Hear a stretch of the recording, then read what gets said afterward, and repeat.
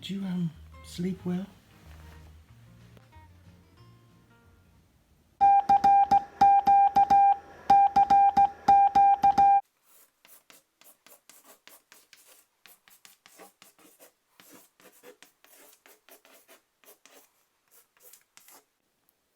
The DCT Oz-QRP transceiver. I really wanted to say that this is a good radio. I really did want to say it's a good radio. It's not good. It's great. I love it. If you want a review of this radio, I'm going to direct you to the link below to Peter Parker's site, VK2AOE. He does a really fantastic review of this radio, puts it through its paces, both on SSB and CW, and I'm definitely not going to be able to outshine that video.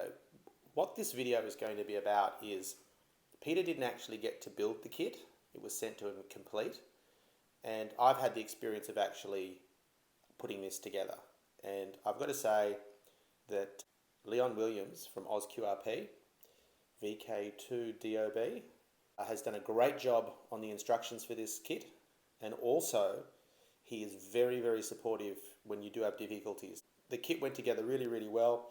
I hit one final stumbling block, powered it up. The receiver worked really, really well, but I only had about 200 milliwatts of output power. And what had happened was, when I was adjusting the final stage IRF 510 FET, MOSFET, I overdrove it and destroyed it.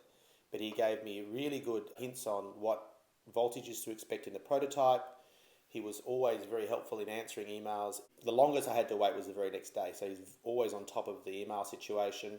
He gave me advice as to how to remove the old FET and whatnot, and I'm going to show you how I desoldered it, some things that I found out, which was great.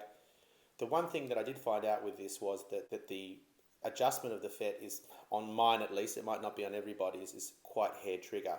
So you've got to be really, really careful. So he did say to adjust slowly, but there's slowly and there's slowly, and this is very slowly. If you stay to the end of this video, I'll talk about some of the things you might want to take into consideration when you're constructing the kit, and some of the things that might jump out at you. I'll also put some links that will be helpful in the construction of this kit.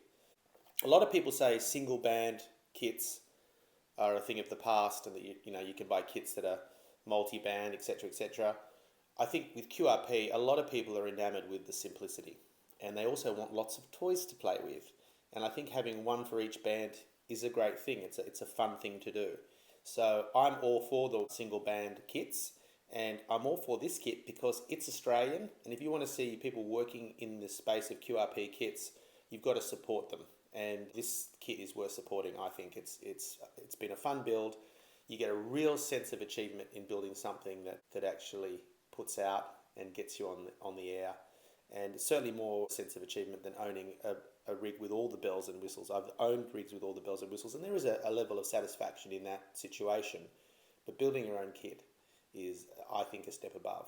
With this kit here, all the surface mount devices are already on the board, and it's not that complex a build, but you do learn how to wind toroids, you do learn how to adjust the transmitter. You also get some elementary fault finding as well. So definitely worth, my son's whistling in the background. What a pest. I will say it's worth the I think it was $150. So, cheap way to get on the air. This is that terrifying moment of truth. We have our dummy load plugged in, just in case the thing goes into automatic transmit. Pair of headphones. I'm not sure if they're actually going to work because it's set up for the speaker microphone configuration, so that might not work. We're set up for milliamps over here, and we'll just be flicking the switch on our power supply and seeing what happens. Fingers crossed. Power supply is on, no current thus far because we haven't switched the switch to on. And now we find out what's going to happen.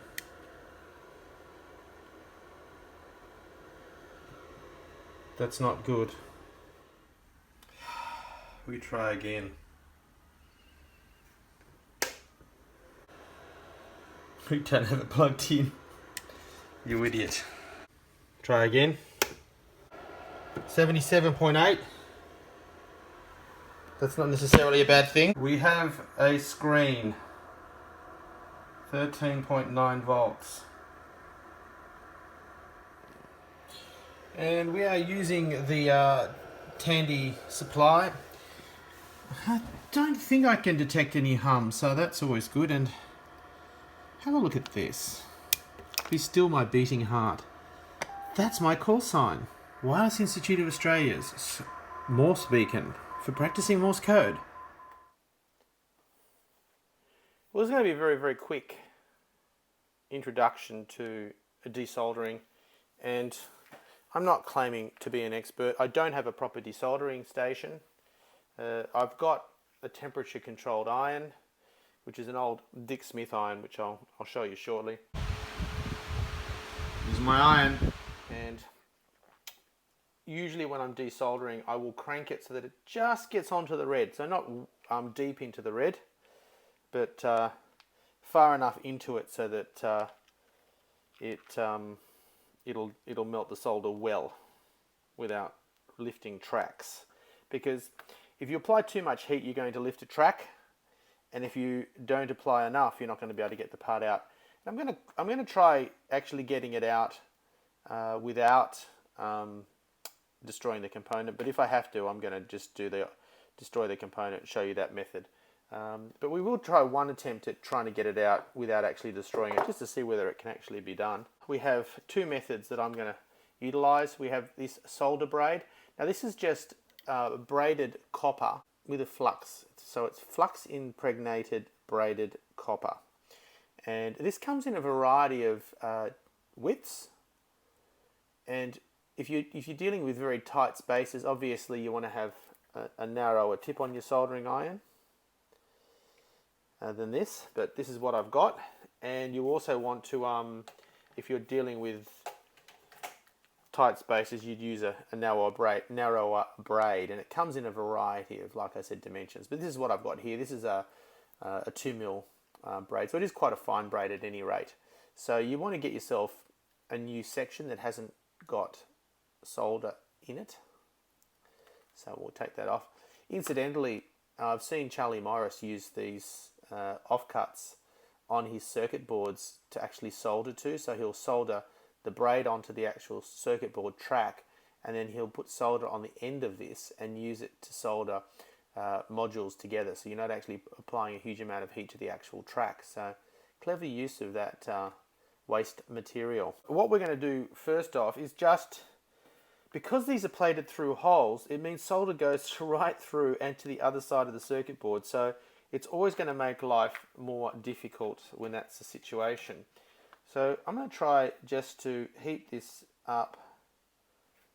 And also what can happen is you will find that it's sometimes helpful to use a little bit more solder, though that's, you'd think that you were trying to get solder off here, but by using a little bit more solder, you actually get better conductivity, and hopefully you melt all the solder. So I'm going to add a little bit more solder to the situation, and then I'm going to get my bulb, and I'm going to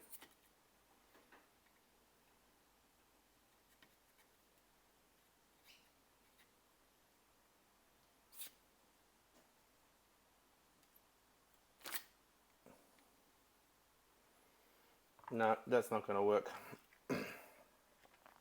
So I'm probably going to use this to clear the hole out, and I'm going to desolder with the braid first.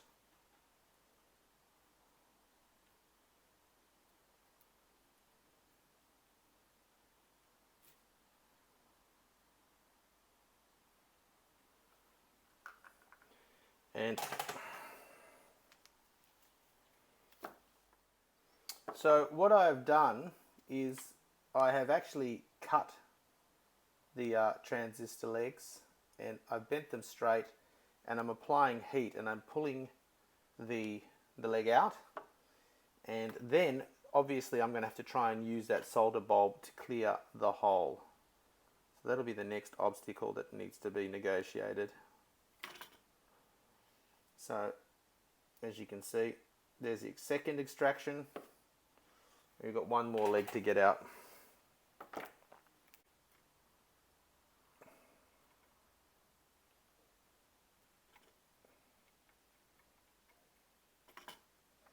And that's the last leg out. So now we need to try and get this hole clear. So we melt the solder.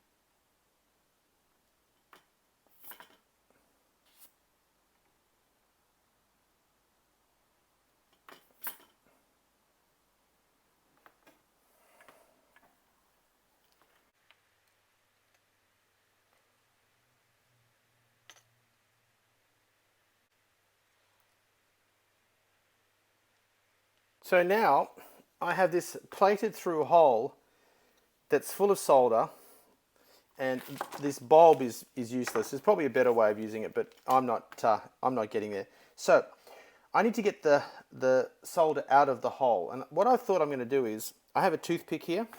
Now I know that a toothpick, you can't solder wood, okay? So I'm assuming that if I get that solder melted and I push the toothpick through, then desolder around it, hopefully when I pull the toothpick out, it will be, the hole will be clear. That's the theory.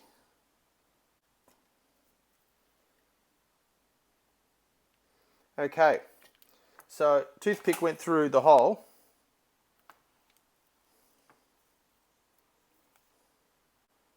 I think that actually worked, believe it or not. So let's do the next hole.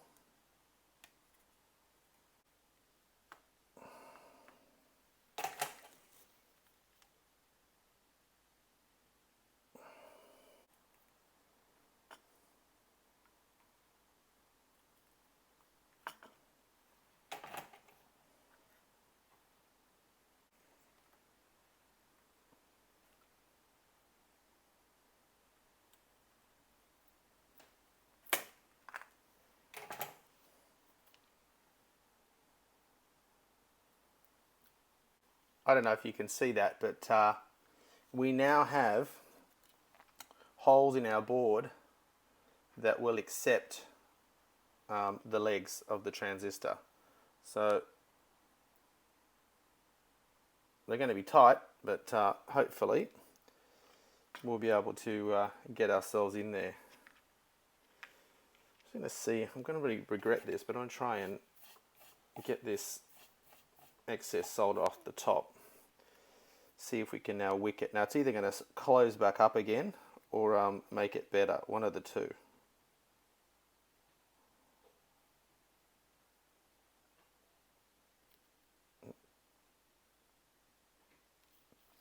It's made it better.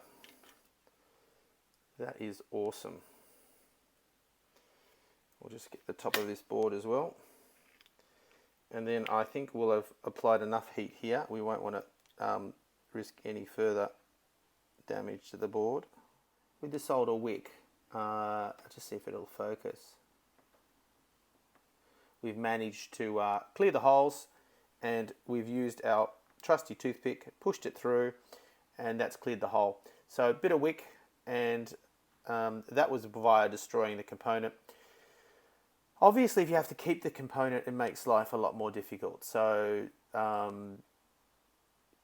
with the cost of minor components, it's probably easier to destroy and buy a new one rather than try and desolder the thing and destroy the board. Anyway, hope that's helpful to somebody. I will now resolder the joint that I desoldered on this toroid to test the MOSFET, see if it had failed, and we knew it would definitely it had failed. So and then when the new MOSFET arrives, I will hopefully not blow that one up, I think.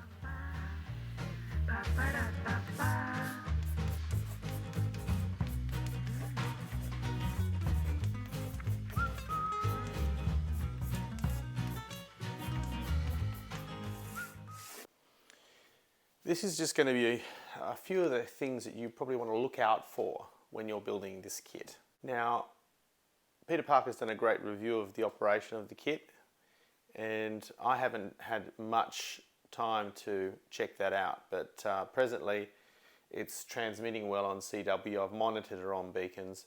I really need to work on my operating, improve my CW.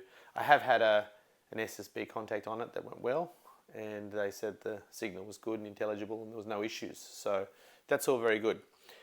Okay, first thing that you want to make sure you understand is winding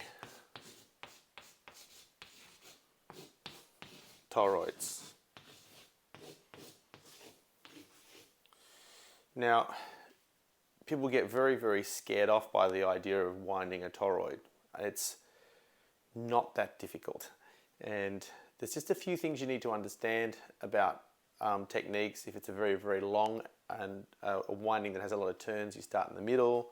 There's things like that. There's things you need to know, and I'm not going to spend this whole video explaining that. What I'm going to do is I'm going to direct you to the links below that I used, and be patient, watch the videos, and you'll be very, very comfortable because you have an advanced organizer on how you're actually going to do it, and you'll realize it's really not black magic. It's quite a simple thing. So make sure for winding toroids you watch the links below and do a bit of your own research, and you'll become very comfortable with the idea.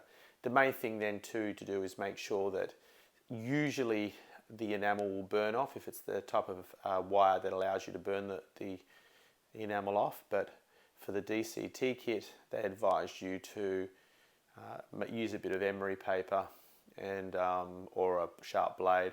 I just used a bit of very, very rough sandpaper. Used the sandpaper to remove the enamel off the leads, and then I just tinned them up. And when I did my soldering, I just used a continuity test to make sure that things were working the way they should. So winding toroids is the first step in the process where things might go wrong. Once you've got past that very small hurdle, the only other thing that I had problems with is you have to be careful soldering.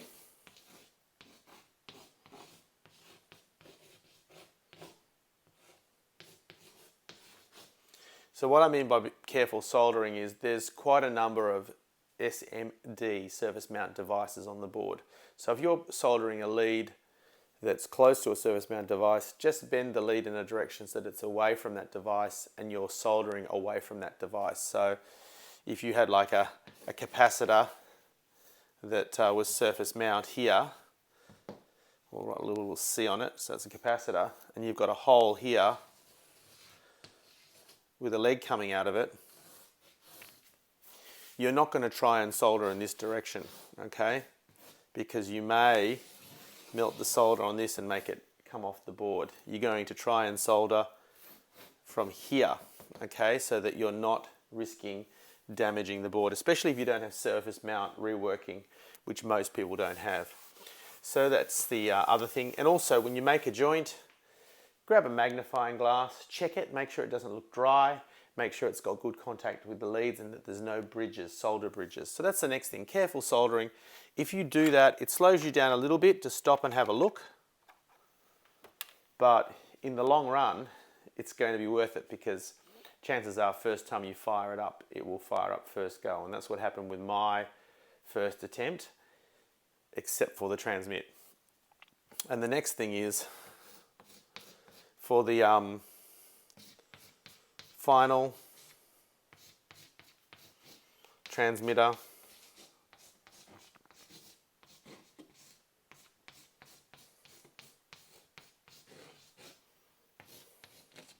MOSFET,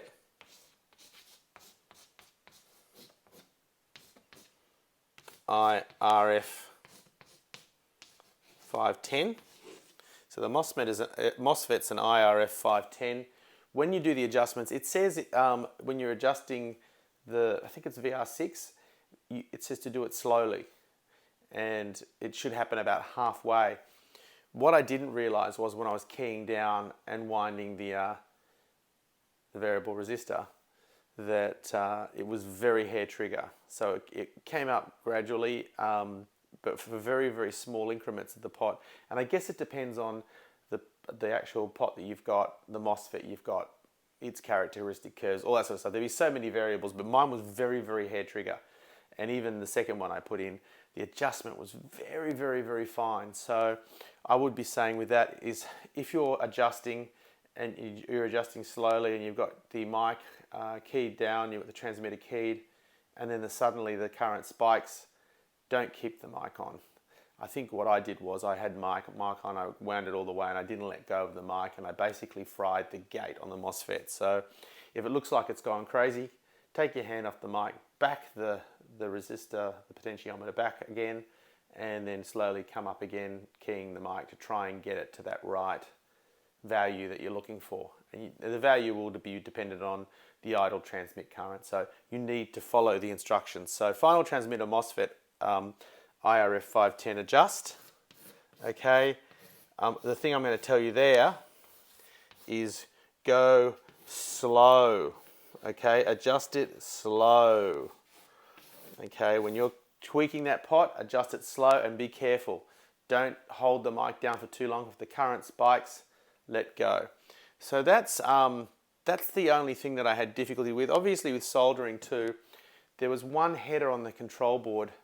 I think it was a six head header, where you'd put the links to decide what sort of combination of microphone and speaker that you're going to be using.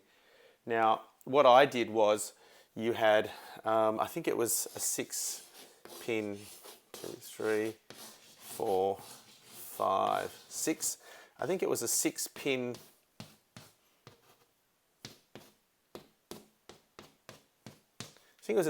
header,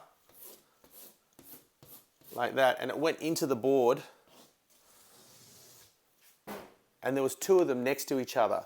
And what I thought was, so I could get to the first one, I put the back one in first, because there's 2 of them together, side by side. So I soldered the first one, and then I thought, then I'll put the second one in and solder the second one. But the holes are very close together, so what ended up happening was, you had holes that were like this, adjacent to each other, and what ended up happening was I got solder in one of the other holes before I could put the header in, and I tried using wick on it to get solder wick to get it out. Tried putting more solder in and then using wick to suck it out, but they're plated through holes, and it's very difficult.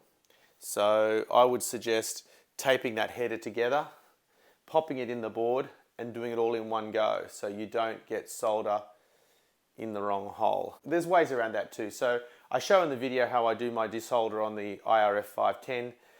I end up using a toothpick. I don't know if that's conventional, it's probably not, but it worked. We got the old transistor out, and now we have a working transceiver. And my final words on the Oz-QRP transceiver, I really love it. I got a great sense of achievement out of it. I've now got a rig that works. I've still got to work out where I transmit and make some new friends on 80 meters. The actual rig, I'm very, very happy with it. And you know, in episodes to come, I'll hopefully have some QSOs and meet a few people on the band. Yeah, thumbs up to Leon, VK2AOE. Not only for a great kit, but fantastic customer service as well. Very responsive and very, very helpful. Anyway, that's it from me. This video's gone way too long. I've waffled on for too long and you've fallen asleep. God damn you. Yeah, anyway, 73s. See you in the next video.